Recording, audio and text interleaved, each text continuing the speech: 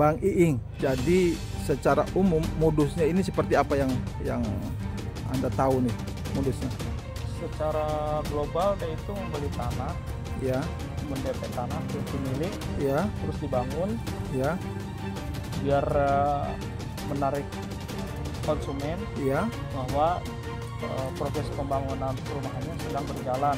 ya, Tapi setelah itu macet, ya. dengan Pembangunannya mandek. alasan tidak jelas, Ya, akhirnya kita salah satu customer ya merasa dirugikan. Dengan kondisi seperti itu dan di dalam kantornya itu, menurut keterangan dari dua orang ini, di sana memang ada foto antara direkturnya dengan Yusuf Mansur ini. Hanya sebagian saja, nanti begitu orang sudah redam nggak panas, hilang. Sama, Kaisa Al Mansur ini juga seperti ini, kemudian JBN juga seperti ini gitu.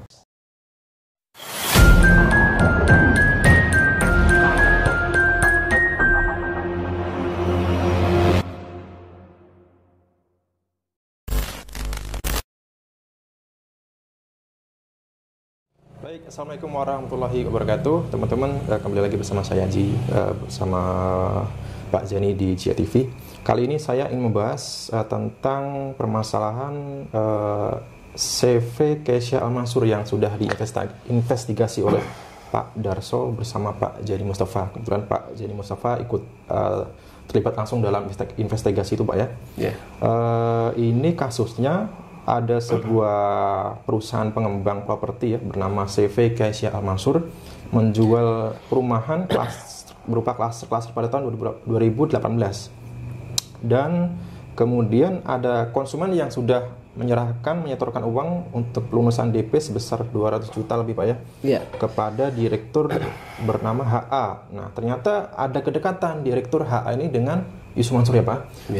Dan ketika terjadi permasalahan, datanglah tiba-tiba Yusuf Mansur mengaku juga menjadi korban dari Kaisa Al Mansur sebesar 8 miliar. Tetapi anehnya Yusuf Mansur itu tidak melakukan tuntutan hukum, justru bersedia mengganti kerugian investor yang konsumen yang lain begitu, Pak ya. Nah, ini sungguh di luar nalar begitu, Pak ya. Nah, ini bisa dijelaskan kembali, Pak, terkait itu, jadi begini, saya kebetulan saya, kemudian Pak Sudar, kemudian Pak Darso ditelepon oleh seseorang yang mengaku bahwa mereka adalah korban daripada perumahan syariah yang bernama CP Kaisa Al Mansur. Kemudian kami bertemulah di salah satu ruko atau kafe di sana di Tangerang, dekat Cipondoh juga itu. Kami bertemu di sana, kemudian saya gali, memang benar mereka ini jadi begini. Mereka ini adalah konsumen yang sampai dengan saat ini uangnya sebagian besar belum dikembalikan. Jadi Kaisa Al Mansur itu adalah pengembang perumahan, pengembang perumahan, kemudian menjual perumahan syariah. Mereka hanya cukup konsumen ini membayar DP-nya saja, Mas. DP yang disepakati. Tapi memang DP-nya cukup besar. Kemudian misalnya rumahnya harganya misalnya 400 juta. Mereka disuruh bayar DP itu hanya disuruh bayar misalnya setengahnya, 50%-nya. Nah, kemudian sisanya itu boleh diangsur kapan saja begitu. Nah, setelah nanti DP-nya jadi, progres rumahnya akan segera dibuatkan, kan begitu, Mas. Dengan kondisi seperti itu dan di dalam kantornya itu, menurut keterangan dari dua orang ini, di sana memang ada foto antara direkturnya dengan Yusuf Mansur ini begitu, ya kan? Itu. Terus kemudian karena iming-imingnya hanya bayar DP saja, kemudian sisanya itu kapan-kapan saja tidak masalah. Kurang lebih antara 50 sampai 70 orang lah yang setor. Kalau yang dua orang ini ratusan juga setornya, Mas. Ratusan juga setornya. Kemudian Setelah dia bayar, memang diangsur-angsur, kemudian DP ini selesai, kemudian mereka ditunjukkan rumah yang akan dikasihkan kepada 2 orang ini yang mana. Ternyata dia tunjuk rumah yang sama. Begitu juga kepada konsumen yang lain. Jadi ada beberapa rumah itu, satu rumah itu dijual kepada beberapa konsumen, kan begitu. Nah, karena ini dijual ke beberapa orang konsumen, sehingga konsumen ini kan akhirnya curiga. Nah, ketika ini curiga, kemudian ini ditagih lah itu direkturnya itu, kemudian ada campur tangannya Yusuf Mansur menurut keterangan mereka. Kemudian Yusuf Mansur, ya sudah, saya juga tertipu tapi saya mengembalikan, ini yang aneh. Tapi hampir sama ini pola mengelabui investor, pola mengelabui konsumen di perumahan Kaisa ini hampir sama juga. Jadi ada yang mereka memang dikembalikan sebagian, itu awalnya melalui rekeningnya Yusuf Mansur. Jadi rekening Yusuf Mansur transfer ke 2 orang ini. Tapi selebihnya ada dari tempat lain. Ini kan kalau dari Yusuf Mansur kan mungkin ada kecurigaan dan lain sebagainya. Lalu saya menyarankan dengan kondisi seperti itu, saya menyarankan kepada konsumen ini atau konsumen-konsumen yang lain yang merasa dirugikan, ya kan, buat saja laporan, saya bilang gitu. Karena ini kan baru, Mas, baru berapa tahun, buat saja laporan. Nanti di sana akan kelihatan siapa dader intelektualnya, terus kemudian siapa pelaksananya, siapa yang membantu dan lain sebagainya, nanti akan kelihatan gitu. Ya, kalau mereka nanti minta bantuan kepada saya siap, Mas, membantu mereka begitu. Dan ini bukan hanya 2 orang, menurut mereka antara 50 sampai 70 orang. Jadi cukup lumayan banyak ini uang yang terkumpul ini. Ya. Jadi pihak CV Kaisya Al Mansur ini menjual rumah yang masih dalam tahap pembangunan, Pak, ya. Jadi belum jadi, ya. Tapi modelnya ini satu rumah, ya. Ini ditawarkan ke banyak konsumen gitu, Pak. Oh, rumahmu itu loh. Rumahmu itu. Jadi ketika mereka ke sana kadang-kadang ketemu, Pak, ini rumah yang untuk saya, bukan untuk saya gitu. Oke. Yang sulit diterima, yang sulit dinalar begitu. Ini kehadiran YM, Pak, mengaku jadi korban, katanya 8 miliar, Pak. Tapi kok nggak melakukan tuntutan hukum apapun, Pak? Ya itu kan bohong aja itu. Iya kan?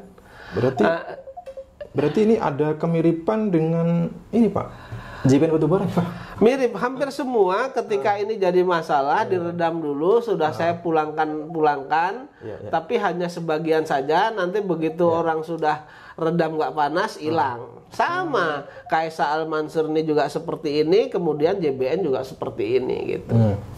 Tapi tidak dijelaskan, Pak, Yusuf Mansur itu katanya rugi 8 miliar itu dijanjikan apa? Kemudian letaknya di mana gitu kan? Apa juga dijanjikan rumah atau lahan begitu, Pak? Nggak dijelaskan, Pak, ya? Tidak dijelaskan mereka. Pokoknya mereka mengatakan saya juga sebagai korban 8 miliar seperti itu. Tapi terakhir menurut 2 orang ini bahwa rumah-rumah yang sudah dibuat itu ditempati oleh ustadz-ustadznya yang ngajar di tempat Yusuf Mansur. Oh begitu. Kemudian soal janji Yusuf Mansur mengembalikan kerugian terhadap konsumen-konsumen ini, Pak. Ini apakah sudah selesai, Pak? Oh belum. Dari 2 orang saja baru dipulangkan sekian, yang satu masih ada 180, satunya berapa gitu.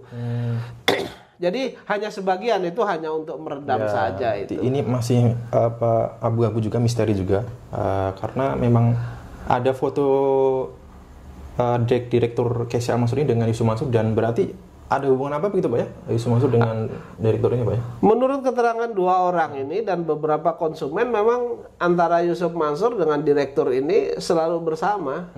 Memang ini ada kemiripan dengan JBN. Bedanya kalau JBN itu Yusuf Mansur datang di awal melakukan presentasi, tetapi di Kaisya Al Mansur ini belakangan jadi korban, yang mengaku jadi korban, tapi malah tidak melakukan upaya apapun ya terkait dengan upaya pidana atau perdata gitu, justru malah mengganti kerugian konsumen Ya, itu Pak. Ya. itulah yang menjadi pemikiran nalar yang sehat nggak masuk akal. Betul. Tapi kalau nalar yang nggak sehat ya seperti itu kan. Nalar yang sehat kan nggak masuk akal. Ketika mereka jadi korban kejar gitu kan. Nah, ini apa nggak sama juga dengan terkait proyek yang udah lama nih Pak, Moyavidi juga tuh Pak. Nah, ini proyeknya nggak jadi, kemudian Yusuf Mansur ya yang ikut mempromosikan Moyavidi tersebut justru mengalihkan secara sepihak ya Pak ya, Iya. ke Hotel City gitu ya, dana-dana dari para investor.